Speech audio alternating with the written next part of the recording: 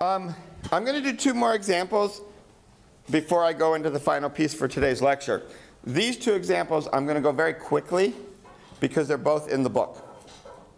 But I want to really just point you to the key features so when you look at them in the book, it makes more sense. They are from section 5 in the book, I believe. Yeah, section 5 of this chapter. And the one is, let's suppose I have two planes that are intersecting, right? If two planes, I'm really bad at drawing it, but if two planes intersect, whoops, I just erased it. They intersect in a line.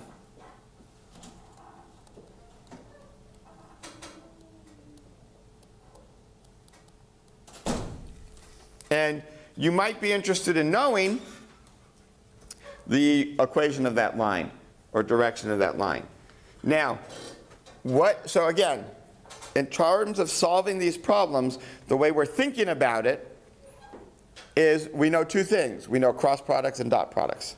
And they allow us to deal with parallel and perpendicular things in various ways. So if I asked you, find the equation of the line of the intersection of two planes, what geometrical feature of this structure are you going to use to solve the problem?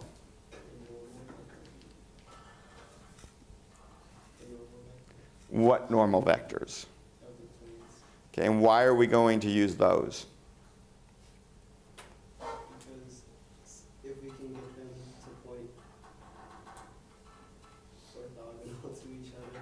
Well, they're pointing the way they're pointing, right? I mean, my planes don't have to be orthogonal, right? They can intersect like this. Take the cross product of both of them. It should, it'll create another vector that's orthogonal to each, which means it'll be in both places. Right. Right, exactly. If I think of the geometry, right, the point of the intersection of the line, of the two planes is that line lies in both of the planes. By definition, that line is parallel to the perpendicular to both of the normals.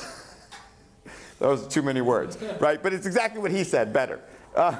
Right, if I take the two normal vectors and I find the vector perpendicular to both of them, that's the only vector that's in both planes.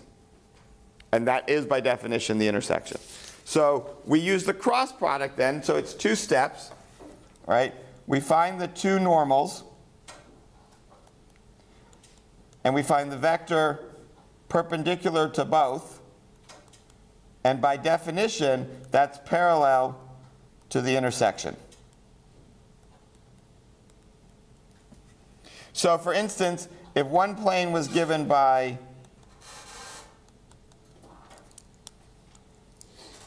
this equation, and the other plane was given by this equation,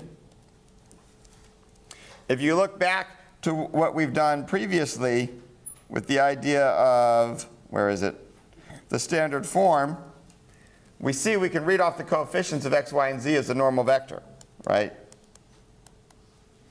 So doing that, we know one of the normal vectors is 1, minus 2, 3, and we do the cross product with 2, 1, minus 1.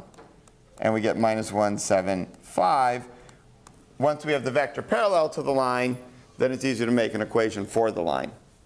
And that's what I'll leave. That's in the book. But I wanted to highlight that key geometric feature. Is the magnitude of the vector equal to the magnitude of the line segment? Well, no, because remember, these are infinite planes, right? The magnitude in this case has no real meaning, right? Because the magnitude of the normal vectors, I could make them normalized, and then they'd be unit 1. So, no, it's not a bad thinking, but it really doesn't in this case. Just defining them as Yeah. Yeah. Now, I take that back a little bit. Probably not, right? Because it's the area between the two of them, which probably has nothing necessarily to do with the length of the cross section. I should mention, by the way, in Mathematica, this is just the command cross. And it will complain if you don't give vectors of the right length. Going back to the cross product, what does that vector, like, where does it originate?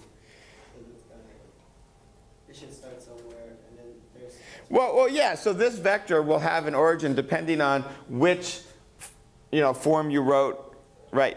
These are, the normal vectors can have sort of any length and be sort of starting anywhere. But I just wanted a vector in the direction parallel to the intersection. So then I would find, if I wanted to write the equation line, I would find a point on the intersection and go from there. Yeah. No, I am purposely not doing the whole problem. I'm purposely highlighting this key, but in part because I think those are the clearest things from the book. And when I do an example from the book, I'll generally do it that way. But does that answer your question? Yeah. You do have to find more information to get the equation of the line.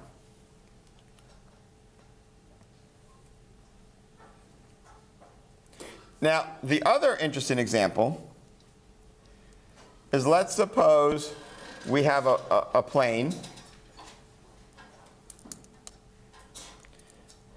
which has a normal vector n, and I have some point P not on the plane. And I want to find the distance to the point P. Now keep in mind, when we use the word distance, in physics there's an implied perpendicular in front of that, because that's the shortest distance. So it's the distance that also happens to be parallel to n.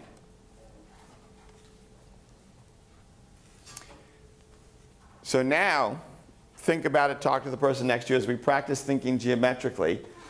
How would I find the distance? I've got n.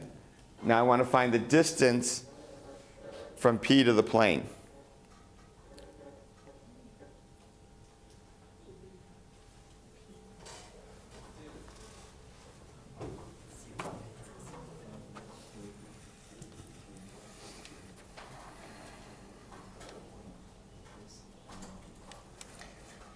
And if it helps you to think more concretely,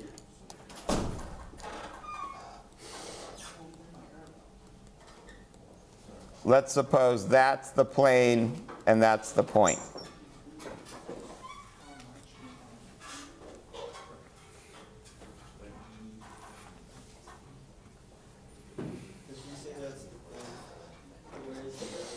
What? Yeah, there's an origin sitting out here somewhere. Yeah, no, you're right, because I'm giving it in components. This assumes there's an XYZ coordinate system sitting there with an origin. But assume that's given.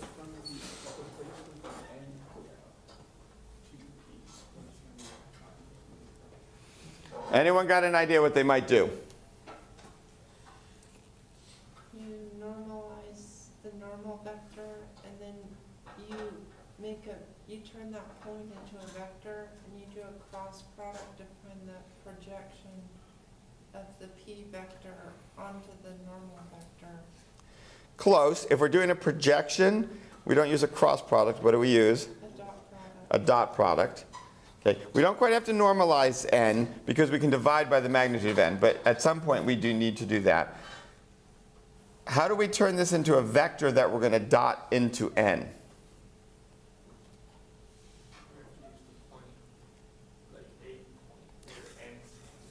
We just have to pick some point q in the plane. It doesn't matter which one.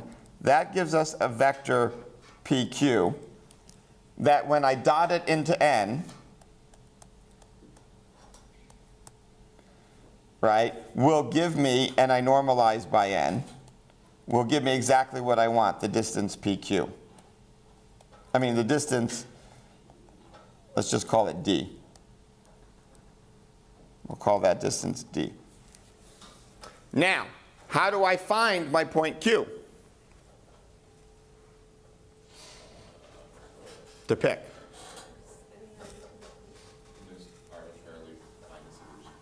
Yeah, so what's the easiest one that you might choose? 0, 0, -1. Yeah, 0, 0, -1, because those x's and y's have like 2's and 3's in front of them. I don't like those. So I'll use my 0, 0, and then z has to be -1.